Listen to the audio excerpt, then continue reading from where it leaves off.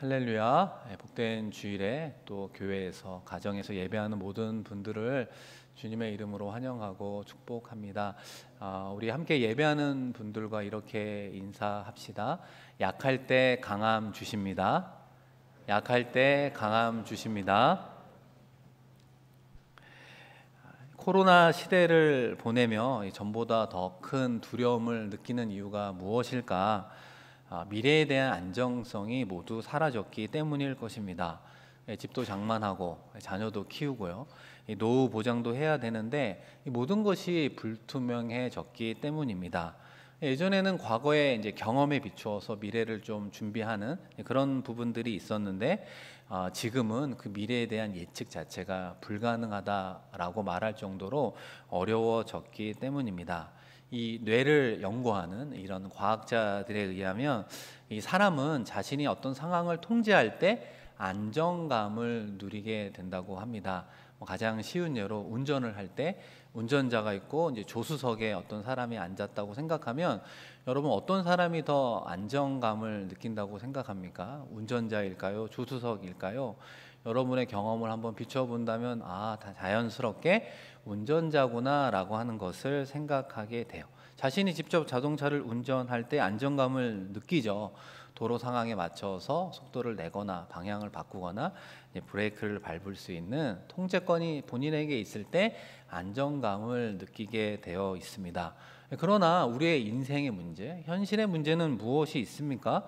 우리 인생의 모든 부분을 통제할 수 없다라고 하는 한계에 부딪힌 경험이 많다는 것입니다. 내 능력으로 우리 가운데 이루어질 상황을 알 수도 없고 설사 안다고 하더라도 적절한 솔루션이 우리 가운데 나오는가? 우리가 그런 능력자인가 생각해 보면 그렇지 않다는 것입니다. 예수님이 제자들과 3년간 동고동락하면서 이 제자들을 꾸짖었을 때가 몇 번 있는데 그때가 주로 믿음이 없을 때 꾸짖는 모습을 보게 됩니다. 제자들을 향해 이렇게 이야기하는 거죠. 믿음이 작은 자들아 왜 두려워하느냐라고 이야기를 하십니다. 오늘 우리의 구원자 되시는 주님 안에 우리의 마음의 평안이 있다라고 하는 것이죠. 우리가 비록 미래의 불확실성 그 가운데 시작되는 두려움 가운데 있을지라도 이것을 이기고 헤쳐나갈 수 있는 유일한 길은 주님을 향한 믿음이라고 말할 수 있습니다. 믿음이 우리 안에 들어올 때 평안 가운데 나아가 승리할 수 있습니다. 왜 우리가 그렇게 가능하다라고 이야기하느냐? 우리가 믿는 하나님의 특징이요, 신실하신 분이에요. 여러분 한번 따라해 보실래요? 하나님은 신실하십니다.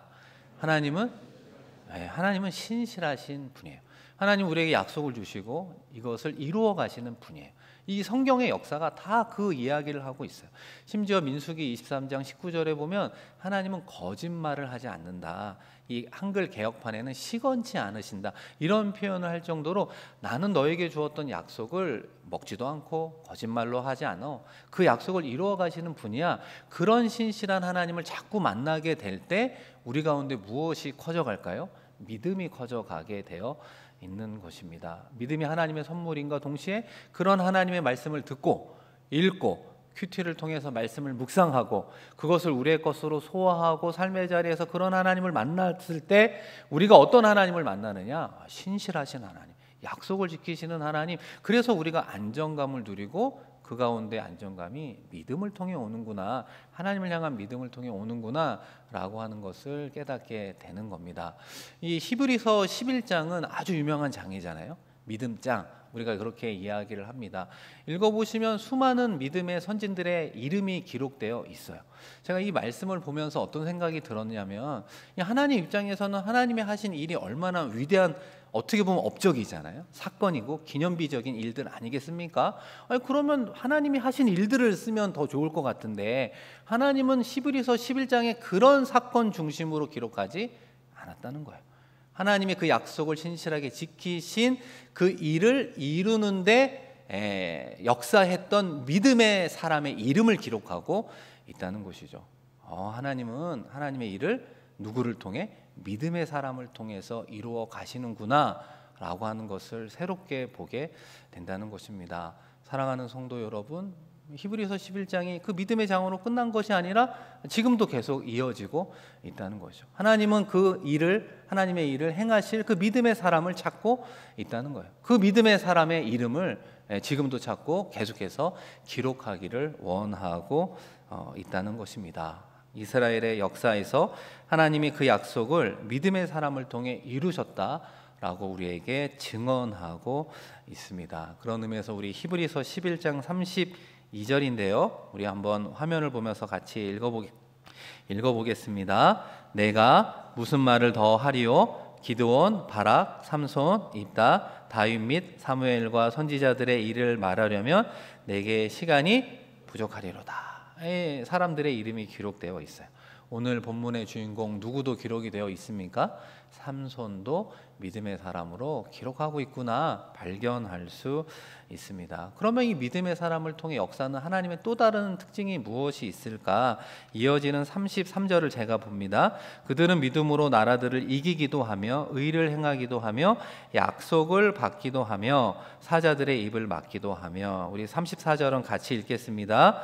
불의 세력을 멸하기도 하며 칼날을 피하기도 하며 연약한 가운데서 강하게 되기도 하며 전쟁에 용감하게 되어 이방 사람들의 진을 물리치기도 하며. 이 믿음의 이야기가 나오고 그 믿음의 사람들을 공통적으로 하나님께서 어떻게 사용했다라고 표현합니까? 연약한 가운데 강하게 하셨다라고 하는 것이 하나님이 우리를 통해 일하시는 모습이라고 표현할 수 있어요. 우리의 그 어떤 방법으로 이룰 수 없는 그 놀라운 일을 가능케 했는데 그 힘의 출처가 하나님이라고 하는 거예요. 우리가 하나님 앞에 연약함을 고백할 때 하나님께서는 우리를 통해 하나님의 역사를 이루어 가셨는데 그 역사에 이루시는 하나님의 모습이 강하신 하나님, 능력의 하나님이라고 이야기하고 있습니다. 그런 의미에서 오늘 함께 다룰 이 삼손의 이야기는 우리와 참 공통점이 많다는 생각을 하게 됩니다. 이 불완전한 사람이 삼손이기도 했거든요. 이런저런 모습으로 참 다듬어지지 않는 성품의 소유자를 하나님이 계속해서 사사로 사용하셔 믿음의 반열에 오르게 하시는 그 모습이 우리도 연약하잖아요. 불완전하고 연약하고 넘어지고 쓰러지는 우리를 동일하게 그렇게 사용해 주시는 모습을 볼 수 있기 때문입니다. 하나님 앞에 약할 때 진정한 강함을 주시는 하나님의 모습을 생각해 보려고 합니다. 크게 두 가지 이야기를 하려고 합니다. 첫 번째는 유다 지파 이야기를 먼저 하려고 해요. 자신들은 강한 지파였지만 그것을 잊어버린 채 살아가는 믿음을 잃어버린 유다 지파 이야기로 시작을 하려고 합니다. 오늘 함께 읽은 사사기 15장 9절인데요. 이에 블레셋 사람들이 올라와 유다의 진을 치고 레이에 가득한지라. 이 블레셋 사람들이 1000명 이상의 군대를 이끌고 유다 지파로 온 거예요. 왜 오게 되었느냐? 그 당시 삼손이라고 하는 사람들이 블레셋 사람들을 많이 쳐 죽였거든요. 그러다 보니까 그 한 사람을 잡으려고 군대를 소집해서 오게 되었던 것입니다. 과연 삼손은 그때 어떤 사람이었는가? 그 당시에 블레셋 사람들을 두렵게 만드는 전율을 주는 그런 강한 사람, 능력자였습니다. 그런데 블레셋 사람들이 이 삼손을 두려워했던 건 삼손의 능력도 능력이었지만 그것을 주신 분이 여호와 하나님이다라고 하는 것을 알고 있었기 때문에 그래요. 그 배후에서 역사하시는 하나님을 사실은 블레셋 사람들이 두려워하고 있었습니다. 그러나 아쉽게도 이 사실을 누구만 몰랐느냐? 유다 지파 사람들이 몰랐다는 거예요. 하나님이 함께할 때 강한 삶을 살아갈 수 있다는 그 신앙적 원리를 너무나 오랫동안 잊어버린 사람들이 누구였느냐? 바로 유다 지파 사람이었습니다. 이스라엘의 12지파 중에 가장 강한 세력을 가진 지파가 12지파 중에 유다 지파였거든요. 그런데 궁극적으로 블레셋 사람들은 유다 지파 사람들을 전혀 두려워하지 않았어요. 그리고 오히려 가장 작은 지파, 단 지파 출신의 삼손을 두려워하게 되었습니다. 이게 참 아이러니한 역사의 반복일 수 있는데요.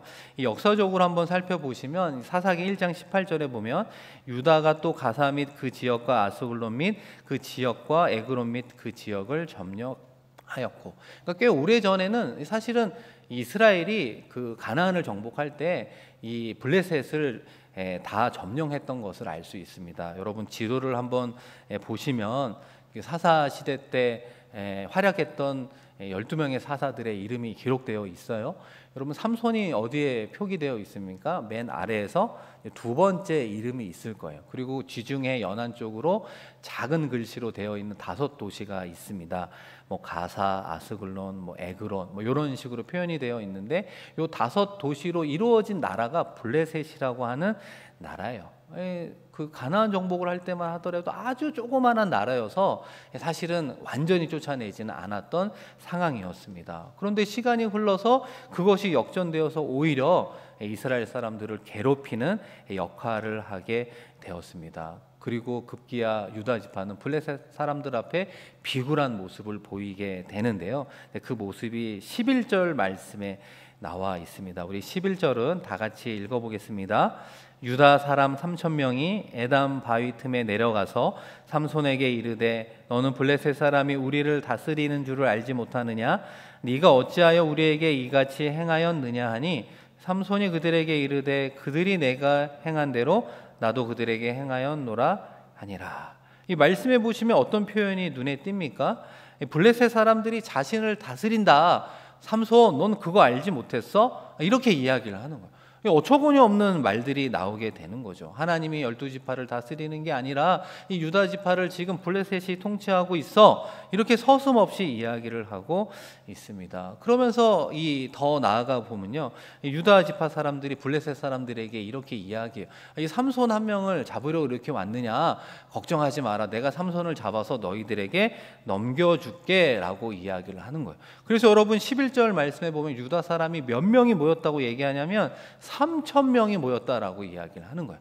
이 삼손 시대를 이야기하는 사사기 13장부터 16장까지 읽어보면 이 블레셋과 싸움을 하기 위해서 이스라엘이 군대를 소집했다는 말이 없습니다. 그런데 유일하게 처음 오늘 이 11절 말씀에 등장하는데 이 3,000명이 왜 모였느냐? 블레셋과 싸우려고 한 게 아니라 삼손 한 명을 잡으려고 유다 사람들이 모이게 되었던 것입니다.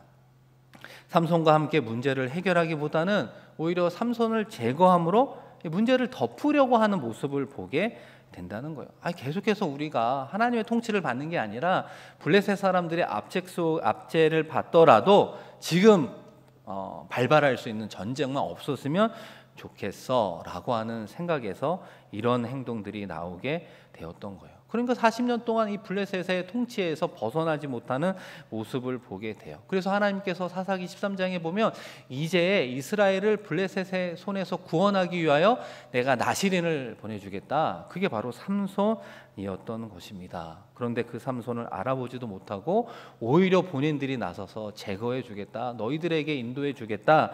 이렇게 이야기하고 말았습니다. 이 사랑하는 성도 여러분, 이 유다 지파 사람들이 과연 누구를 이야기하고 있다고 생각하십니까? 이 유다 지파 사람들이요, 이 하나님이 보내신 사사, 이 구원자 삼손을 제대로 알아보지 못했어요. 영적인 어두운 시대 속에 살아가고 있었어요. 그 배후에서 역사하시는 하나님의 손길조차 느끼지 못하는 영적인 민감함이 오히려 둔감해지고 있었던 모습을 보게 된다는 것입니다. 이것이 하나님을 떠난 백성들의 전형적인 모습이 아니겠습니까? 하나님의 구원이 시작되었음에도 불구하고 구원의 시작의 손길을 알아보지 못하고 그 타이밍에 발맞춰 움직이지 못하는 모습을 보게 된다는 거예요. 하나님을 진정한 왕으로 인정하지 못하는 그런 시대가 바로 영적으로 어두운 시대라고 말할 수 있습니다. 하나님의 백성이 하나님의 능력을 잃어버린 시대라고 요약할 수 있다라고 하는 거예요. 저는 이 말씀을 준비하면서 예전에 읽었던 그 출애굽기 말씀이 생각이 났습니다. 이 하나님이 떨기나무에서 모세를 이스라엘의 지도자로 부를 때 이 모세가 어떤 변명을 하냐면요, 저는 못합니다. 저는 그 일에 맞지 않습니다. 저는 이미 나이가 많습니다. 능력이 없습니다. 심지어는 마지막에 뭐라고 얘기하냐면 하나님, 저는 말을 잘하지 못합니다. 이런저런 핑계와 변명을 늘어놓게 되었습니다. 그러면서 하나님의 부르심을 거절하려고 할 때 하나님께서 모세에게 무엇을 약속하십니까? 우리 출애굽기 7장 1절인데요.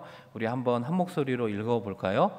여호와께서 모세에게 이르시되 볼지어다 내가 너를 바로에게 신같이 되게 하였은즉 내 형 아론은 내 대언자가 되리니.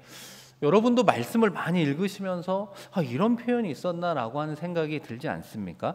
내가 너를 바로에게 신같이 되게 하겠다라고 하는 약속을 주는 거예요. 이 바로라고 하는 그 왕은 단순한 왕이 아니었어요. 이 라라고 하는 신의 아들, 그래서 파라오라고 우리가 부르지 않습니까? 그러니까 이집트에서 이 바로는 그들이 섬기는 신이었어요. 그런 이방신, 거짓된 신, 잘못된 신 앞에서 하나님이 유일한 신이야, 만왕의 왕이야, 우주의 창조주야 라고 하는 것을 모세, 너를 통해 보여줄게 라고 하는 그 약속을 허락해 주었다는 것입니다. 그래서 여러분 10가지 재앙이라고 하는 그 10가지 재앙이 다 무엇을 이야기해요? 그 당시 이집트 사람들이 섬기던 신이었어요. 신. 그 신을 하나씩 하나님의 능력으로 깨트리고 출애굽한 그 구원의 이야기가 우리 가운데 전해지고 있다는 것입니다.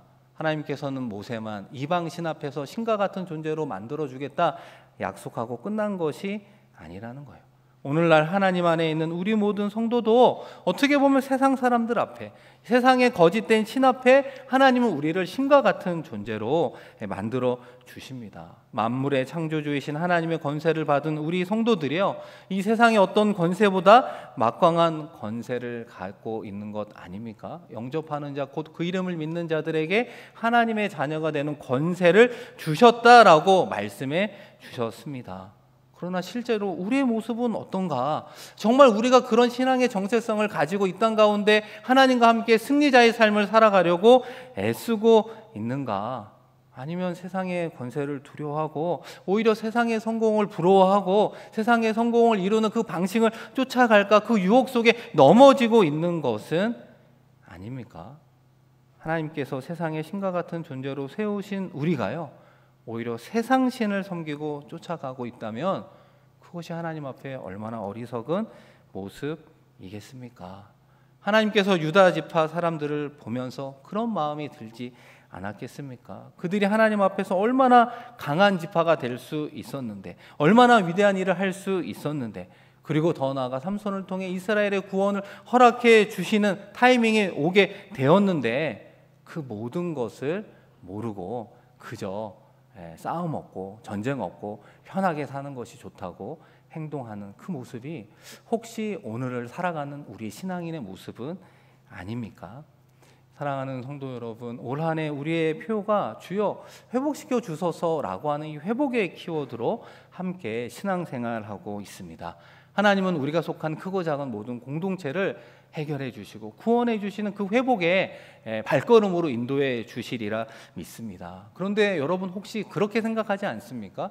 하나님의 회복이 내 안에서 이루어지기를 원하는 마음이 있다는 거예요. 내 안에 있는 문제들이 해결되고 이런 어떤 부분들을 생각할 수 있지만 오늘 말씀의 관점에서 보는 하나님의 회복의 방식은 무엇이냐면요, 나를 통해 하나님의 일을 이루어 갈 때요, 우리의 공동체가 회복이 된다라고 하는 것입니다.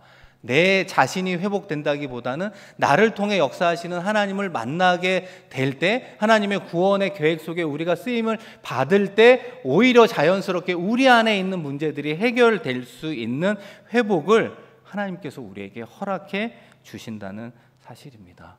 여러분 그렇지 않습니까? 여러분이 속한 가정의 회복, 누가 그 회복의 일꾼으로 쓰임을 받아야 되겠습니까? 회복의 주체야 당연히 하나님이죠. 약할 때 강함을 주시는 하나님의 역사 가운데 회복은 이루어지는 것인데, 여러분이 속한 가정의 회복은 도대체 누가 감당할 수 있겠습니까? 여러분의 자녀를 통해 회복이 이루어져야 되겠습니까? 그렇지 않다는 거예요. 우리 한 사람 한 사람을 통해 작은 가정 공동체의 회복으로부터 여러분이 땀 흘려 일하는 직장과 일터와 그 사업장을 왜 하나님께서 여러분을 보내주셨겠습니까? 여러분을 통해 역사하실 그 능력의 하나님의 복음의 통로, 능력의 통로로 하나님께서 우리를 삼아 주셨다는 거예요. 그런 개인의 신앙의 정체성을 깨닫게 될 때, 내 역할이 무엇인지를 알아갈 때 동시에 우리의 마음도 회복되어 가는 것입니다. 사랑하는 성도 여러분, 우리가 속한 공동체에 왜 하나님이 우리를 불러주셨는가? 그 질문에 답을 찾아가는 우리가 되었으면 좋겠습니다. 두 번째는 무엇이냐면요, 하나님께서 진정으로 약함을 고백할 때 우리에게 강함을 주시는 모습을 보게 됩니다. 이 삼손의 이야기가 이제 우리의 이야기라고 그랬잖아요. 이 삼손의 모습 속에 나타난 우리의 모습은 또 어떤 게 있을까요? 오늘 말씀 14절 말씀인데요. 이 삼손이 레이의 이름에 블레셋 사람들이 그에게로 마주 나가며 소리 지를 때 여호와의 영이 삼손에게 갑자기 임하심에 그의 팔 위에 밧줄이 불탄 삼과 같이 그의 결박되었던 손에서 떨어진지라. 그러니까 앞서 말씀드린 대로 유다 지파 사람들이 그냥 삼손을 넘겨준 거예요. 블레셋 사람들에게 넘겨주었을 때 여호와의 영이 삼손에게 임했다라고 말합니다. 이 여호와의 영이 4번 임하게 되는데 그 중에 3번째 임하게 되었을 때 발줄이 불탄 삼과 같이 떨어졌다. 이 히브리어는 그냥 녹아내렸다라고 이야기한 거예요. 자기의 힘으로 이 새 밧줄을 끄는 것이 아니라 하나님의 능력으로 그것이 자연스럽게 없어지게 되는 또 다른 하나님의 능력이 시작되었다라고 이야기하는 겁니다. 그런데 삼손의 그 연약한 그 모습이 어떻게 행동으로 또 나타나게 되는가? 우리 15절, 16절을 한번 같이 읽어보겠습니다. 삼손이 나귀의 새 턱뼈를 보고 손을 내밀어 집어들고 그것으로 1000명을 죽이고 이르되 나귀의 턱뼈로 한 더미 2 더미를 쌓았으며 나귀의 턱뼈로 내가 1000명을 죽였도다 하니라. 이 연약한 삼손의 모습 가운데 나타난 행동이 2가지로 볼 수 있습니다. 이 삼손은 늘 하나님의 능력을 받았지만 자기 중심적으로 행동하는 모습을 보게 돼요. 우리의 모습이기도 한데요. 이 나귀의 새 턱뼈를 잡고 1000명을 죽였다라고 이야기를 합니다. 여기서 생각할 수 있는 질문이 무엇이냐면 이 삼손에게 곧 나귀의 죽은 턱뼈가 필요했는가라고 하는 질문이에요. 이게 우리하고는 좀 문화가 달라서 느낌이 전혀 안 오실 수 있지만 이 삼손은 태어날 때부터 나시린으로 하나님이 거룩히 구별했어요. 그 당시는 나시린이라고 하는 사람들이 있었는데 이 나시린이 3가지 정도를 금해야 됐습니다. 첫 번째는 포도주, 독주를 마시지 말고, 2번째는 사체, 죽은 거에 대한 손을 대면 부정하다라고 여겼어요. 그리고 3번째는 머리를 자르지 않는, 삭도하지 않는, 이 3가지가 큰 특징이었는데 이 삼손은 이번에도 죽은 사체에 쉽게 손을 대는 모습을 보게 된다는 것입니다. 아니 여호와의 영이 임해서 이런 역사를 이루어간다면 굳이 삼손이 죽은 나귀의 턱뼈를 잡을 이유가 있었겠습니까? 그럴 필요가 없었음에도 불구하고 늘 그것이 있어야 내가 살아갈 수 있고 성공할 수 있다라고 여기며 그것을 잡는 삼손의 모습을 보게 된다는 것입니다. 그런 의미에서 지금 내가 무엇을 들고 있느냐 중요하지 않다는 것. 꼭 나귀 턱뼈가 있어야 된다. 고집을 부릴 필요가 없다는 거예요. 우리는 자꾸만 손에 무언가를 쥐고 있어야 안정감을 누리는 것 같아요. 기술이 있는지, 물질이 있는지, 나를 밀어주고 끌어주는 인적 네트워크가 있는지, 이런 것들이 중요하지만 오늘 말씀을 통해 하나님이 우리에게 무엇을 이야기합니까? 보이는 그것이 아니라 하나님께서 우리에게 강함을 주시고 승리를 주신다라고 하는 믿음이 우리 안에 있느냐, 이 하나님의 구원의 계획을 내가 영적으로 민감하게 느끼며 그 방향대로 가고 있는가, 우리를 향해 손을 내미시는 하나님의 그 구원의 손길, 도움의 손길을 오히려 잡고 있는가 물어보아야 된다는 것입니다. 또 다른 다윗의 모습이 어떤 게 있습니까? 이 1000명을 이긴 역사가 기록되어 있습니다. 턱뼈로 1000명을 죽였다라고 이야기하며 그 턱뼈를 쌓아 보았습니다. 그래서 그 이름이 뭐라고 되어 있냐면 라맛 레히라고 이야기하는 거예요. 턱뼈의 산을 이루었다, 내가 1000명을 죽였다, 이렇게 자화자찬하며 교만에 빠지는 모습을 보게 되었던 거예요. 이 삼손의 모습이 정말 생각하면 생각할수록 어떻게 보면 저의 모습, 우리의 모습이 아닌가 생각해요. 분명히 하나님께서 주신 힘이라는 걸 알고 있었어요. 이것은 이스라엘의 구원의 도구로 주신 것을 알고 있었음에도 불구하고 삼손은 늘 자기 멋대로, 자기 중심적으로, 자기가 판단하는 대로, 다듬어지지 않는 성품대로 사용하는 모습을 보게 된다는 것입니다. 그래서 여러분 나중에 삼손이 어떻게 됩니까? 블레셋에 잡히고 2눈이 뽑히고 그렇게 감옥에 있다가 결국에는 다곤 신전을 무너뜨리면서 자신도 함께 죽은 그 결말이 조금은 안타까운 모습을 보게 된다는 것입니다. 사랑하는 성도 여러분, 유다 지파의 이야기, 이 삼손의 이야기가 오늘 우리에게 무엇을 이야기하죠?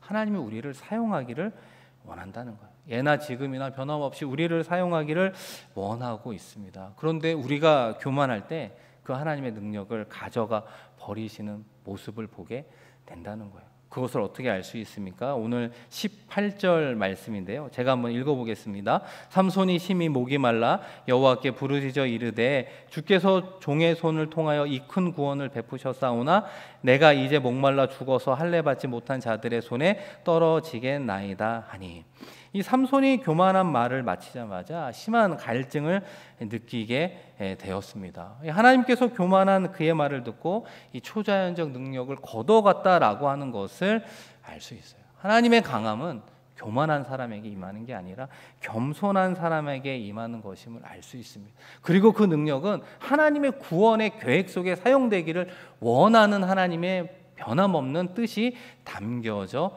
있었습니다. 하나님의 능력을 줄 때는 갈증을 모르고 싸웠던 삼손이 아니었습니까? 그런데 그 능력을 걷어간 이후에 심한 갈증을 느끼게 되었다고 이야기를 하죠. 그러자 삼손이 무엇을 깨닫느냐? 이것이 하나님으로부터 왔구나. 그러면서 다시 한번 여호와께 부르짖어 기도하게 됩니다. 이 삼손의 일대기 가운데 여호와께 부르짖어 기도한 건 딱 2번이에요. 오늘 읽은 본문 말씀 16장 다고신전에서 부르짖는 기도 딱 2번 나오게 되는 것을 알 수 있어요. 사막에서 물을 찾는 건 나의 힘으로 될 수 없을 때 비로소 여호와께 부르짖는 모습을 보게 됩니다. 그러면서 하나님께서 허락하신 샘물이 하나 나오게 되는데요.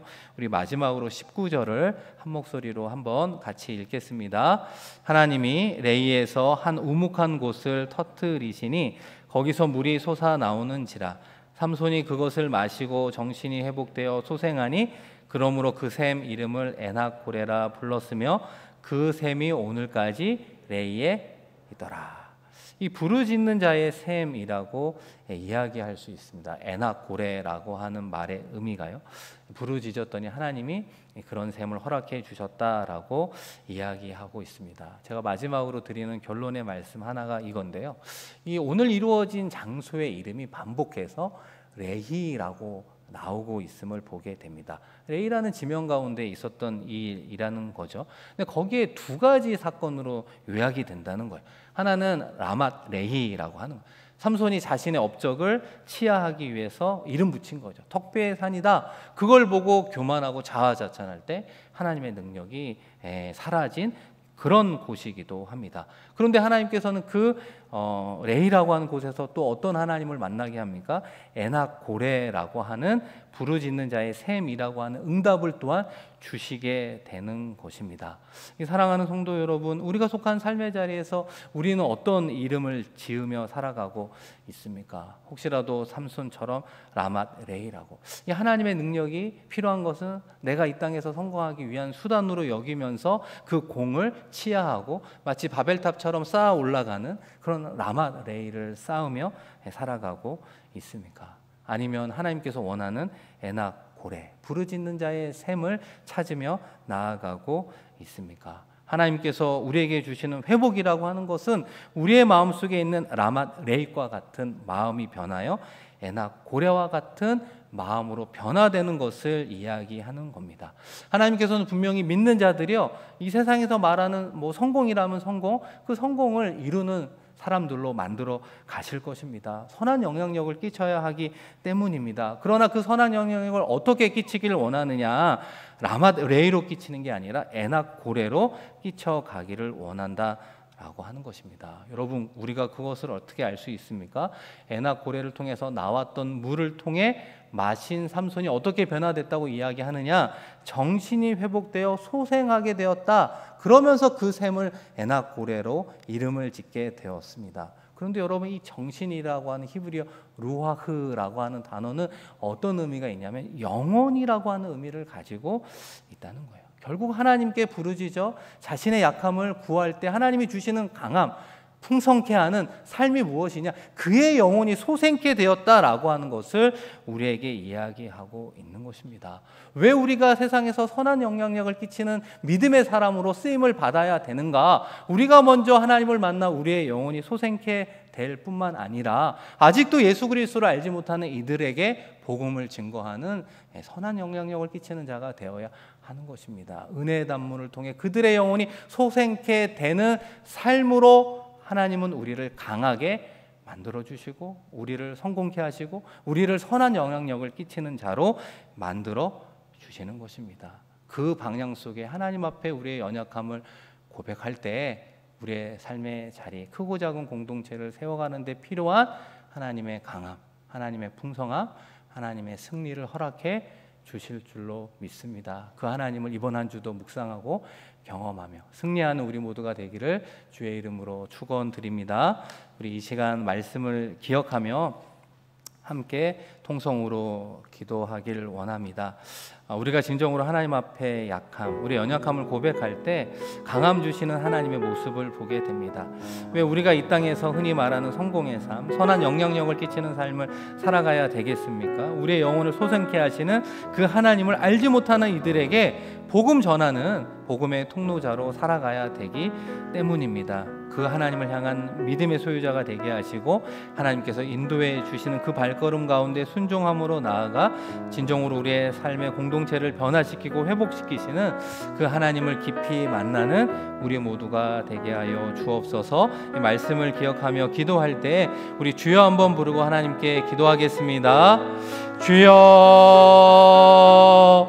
하나님 아버지, 우리에게도 복된 주의를 허락하여 주시고 다시 한번 히브리서 11장의 말씀처럼 믿음의 장에 기록된 믿음의 선진들의 모습이 우리의 모습이 되게 하여 주시옵소서. 하나님의 역사가 이루어가는데 그 역사를 우리 한 사람 한 사람을 통해 이루어 가시는구나 라고 하는 것을 깨닫게 하시고 우리의 이름이 히브리서 11장에 기록되게 하여 주시옵소서. 특별히 구원의 계획 속에 쓰임받는 우리가 되기를 소망합니다. 이 땅의 세상의 성공과 성공의 방식을 아버지 하나님 섬기며 쫓아가는 인생이 되지 않게 하시고 다시 한번 하나님이 만왕의 왕이요 아버지 하나님 창조주이심을 고백하게 하셔서 이 세상의 이방신 가운데 하나님만이 진정한 신임을 고백하며 나아갈 수 있는 우리가 되게 하여 주시옵소서. 우리를 통해 역사하실 하나님, 우리를 통해 강하게 하실 하나님, 우리를 통해 승리하게 하실 하나님만을 바라보며 나아갈 수 있는 우리 모두가 되게 하여 주시옵소서.